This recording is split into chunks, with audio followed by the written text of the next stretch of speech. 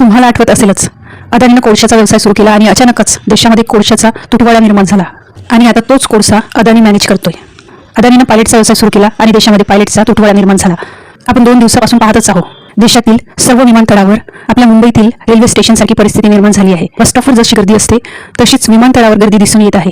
प्रवाशांचं सामान सुद्धा दिसत नाही आहे. अक्षरशः प्रवासी इथे तर त्यांची बॅग कुठेतरी मध्येच अडकून पडलेली आहे. प्रवासी अक्षरशः विमान कर्मचाऱ्यांना मारायला उठली आहेत. एका मुलीचा बाप अक्षरशः रडतो आहे, माझ्या मुलीला ब्लिडिंग होत आहे, तिचं रक्त जात आहे, तिचे कपडे भरलेले आहे, प्लीज कुणीतरी तिला सॅनिटरी पॅड तरी द्या. विद्यार्थी, पेशंट, कर्मचारी, नवीन नवरा नवरी सगळे यामध्ये गुंतलेले आहे आणि मीडिया त्या पुतींचा उदो करण्यामध्ये बिझी आहे. मोदी राज्यामध्ये आपल्या देशाचा डंका वाजवत नाही आहे तर इतर देशातली लोक येऊन आपला डंका वाजवत आहे. नागपूरवरून लोक पुण्याला जायला निघाली आणि त्या विमानाने त्यांना हैदराबादला नेऊन सोडलं. म्हणे तिसरी महासत्ता.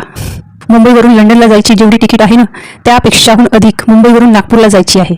हवं असेल तर सर्च करून बघा गुगलवर. सरकारी शाळा बंद करून टाकलेल्या आहे.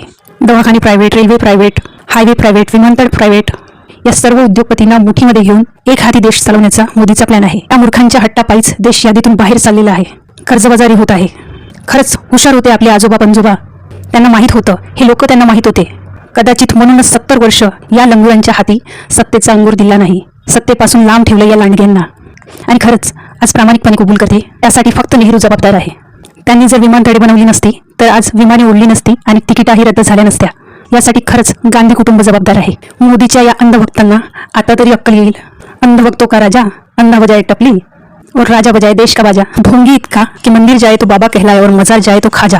आता तरी लक्ष द्या आणि मोदीवर हा आंधळा विश्वास ठेवणं बंद करा. नाहीतर आता फक्त रोजगार बंद झालाय. उद्या एकामेकाच्या हातातलं हिसकून खायची वेळ येईल.